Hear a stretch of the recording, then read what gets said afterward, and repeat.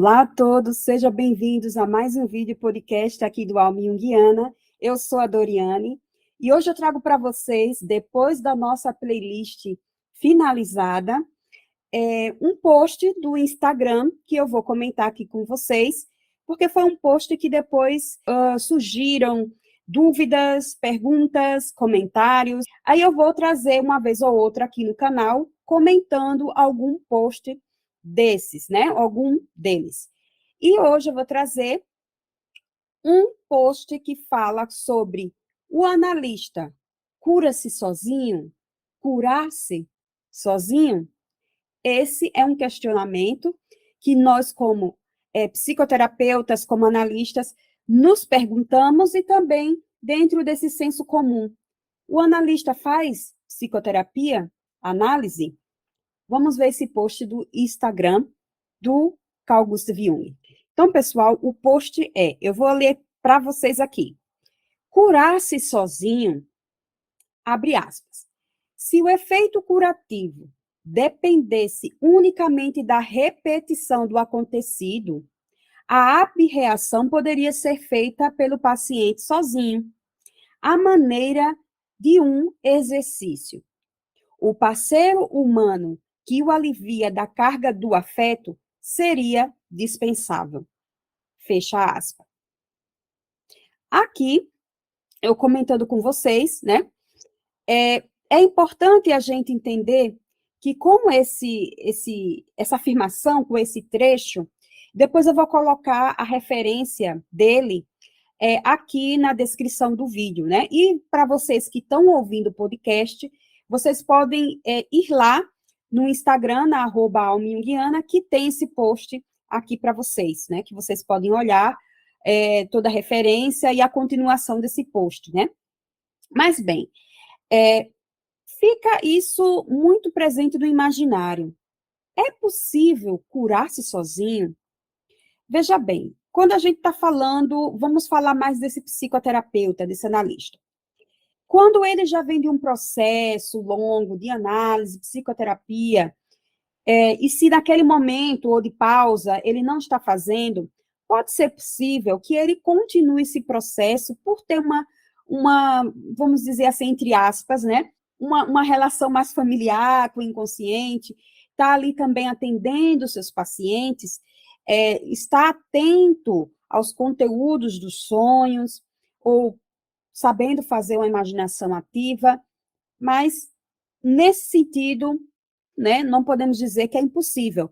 Porém, se a gente for olhar aqui não só para o paciente, mas para aquele analista não tão experiente, aqui fica muito difícil a gente afirmar isso, né, de curar-se sozinho. Primeiro porque essa parte, utilizando esse termo, curar-se, é bem entre aspas, né, porque não há uma cura definitiva. Se a gente tem como perspectiva o processo evolutivo, né, dessa psique, né, ele vai desenvolvendo enquanto se há vida, né, enquanto o ser existe, né, é um processo. Mas vamos olhar, Jung colocou dessa forma, se fosse só repetir, falando, desabafando, a abreação, e isso fosse curar-se sozinho, né? Então, qualquer pessoa poderia usar esse exercício como uma técnica e passar por esse desenvolvimento de uma forma muito solitária. Mas, diante da experiência, né, de Jung, porque Jung foi o primeiro a afirmar que o analista, sim, precisa passar também por uma análise. Freud falou que o analista, né, que o psicoterapeuta, ele também tem complexos, mas foi Jung que disse, ok, se ele tem complexo, ele também precisa passar por uma análise didática, né, que é essa análise que o analista, ele também é submetido por um outro colega mais experiente e que possa conduzir junto com esse analista esse processo, né? Então, se vocês pararem um pouco para pensar, se para o analista já é algo complicado, você imagina para alguém que não passa por esse processo de aprendizado, de formação, de supervisão, de conhecimento, né? Que, claro, não é nenhuma garantia, mas que é algo que Jung colocou como necessário, né? Não é uma brincadeira, não é um hobby, não é não é uma conversa de bar. Está em jogo não só a psique, a vida desse indivíduo, né? A integridade da sua personalidade, da sua individualidade, como também está em jogo aqui um universo desconhecido, profundo, que vai muito além da consciência, né? Muito além dos conteúdos racionais. Estamos falando do inconsciente, dessas representações irracionais, né? Que não temos ali um manejo de uma forma assim, lidando apenas com a minha vontade, com a minha consciência. É claro que nós precisamos da consciência, né? Do ego, mas não é algo que é assim, da maneira que eu quiser ativar ou desativar, né? Então, voltando, se o analista ele precisa dessa análise didática, então esse paciente ele necessita também desse acompanhamento, né, de um psicoterapeuta, de um analista experiente, que esteja ali consciente da sua responsabilidade, que tenha, né, nele também essa condição de lidar com a cura, mas conhecer também as suas limitações, as suas feridas, até onde ele pode ir, porque isso vai influenciar no processo do paciente, né? Porque o indivíduo, né, esse analista, ele só pode conduzir e levar o seu paciente até onde ele foi. Assim afirmou Jung no livro A Prática da Psicoterapia, especificamente aqui falando. Inclusive, eu vou deixar um link aqui na descrição, e para vocês que estão ouvindo o podcast, o link está na bio no Instagram, que é um estudo completo de todos os capítulos dessa belíssima e importantíssima obra, A Prática da Psicoterapia, que eu comento todos os 9 capítulos para vocês. Mas voltando, então, nesse contexto, esse analista está consciente das suas limitações, e isso demanda o quê? Um autoconhecimento. E não é um autoconhecimento que você vai comprar no supermercado, né? Por aí, né? E comprar pela internet. Não, gente. É um processo doloroso, árduo, árduo. Então, lidar com a psique humana é algo também muito delicado, né? E, voltando para essa questão, nesse aspecto do paciente, então, imagina, para lidar com essas limitações, com esse sofrimento, com os complexos, com os afetos mais difíceis.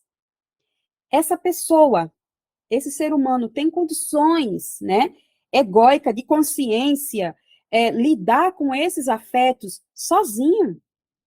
É algo, assim, muito desafiador.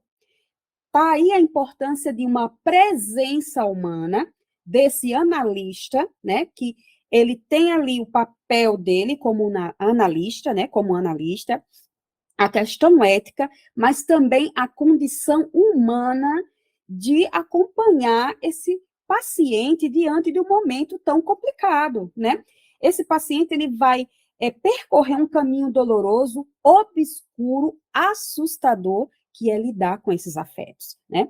Então, esse analista, ele seria como, né, como se fosse uma âncora para esse paciente, né? Que o paciente ele possa descer as profundezas, esse mundo obscuro, a escuridão, o desconhecido, né?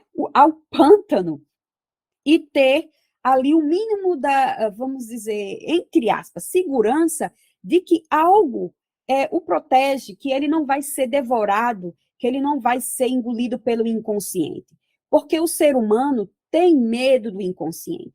O inconsciente é algo assustador, mas está aí a questão de se ter muita aversão a esse universo do inconsciente, ao estudo do inconsciente, a essa análise, né?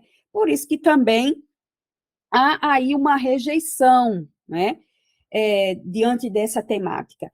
Então, esse analista seria uma âncora, a possibilidade desse paciente descer às profundezas do inconsciente, né, até um certo ponto, né, esse inconsciente nunca vai ser esgotado, e que ele possa voltar à consciência, fazer o processo de assimilação dos conteúdos importantes, né, oriundos do inconsciente, que vão ali ser agregados, que vão ser ali assimilados à consciência, para que o indivíduo saia do estado de estagnação, né?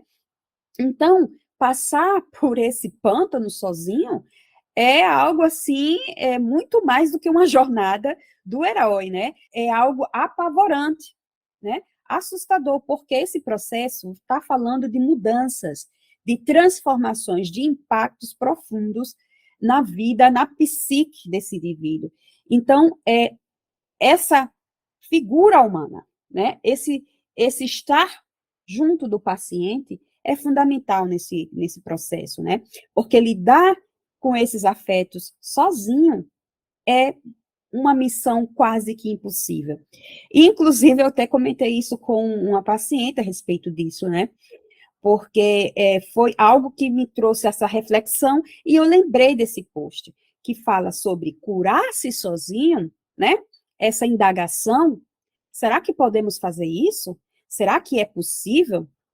Né? Então, gente, era isso que eu gostaria de trazer para vocês, porque é fundamental para o analista esse processo, né? Desse autoconhecimento. Você está lidando com o inconsciente do outro, você está num processo junto com o seu paciente, quando você mesmo não passou, não tem algo aqui muito coerente, né? Além de ser algo bem justo, né? No mínimo. Mas era isso que eu gostaria de trazer para vocês. É curto, né? Vocês sabem que eu costumo trazer vídeos e podcasts mais longos, porque estou sempre tratando de alguma obra, mas aqui eu estou comentando junto com vocês.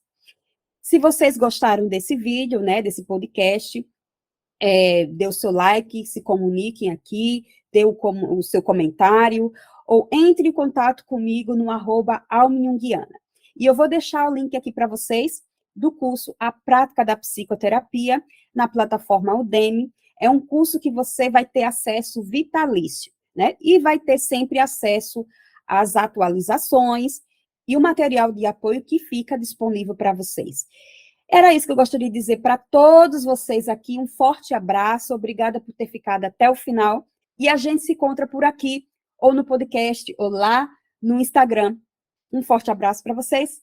Tchau, tchau.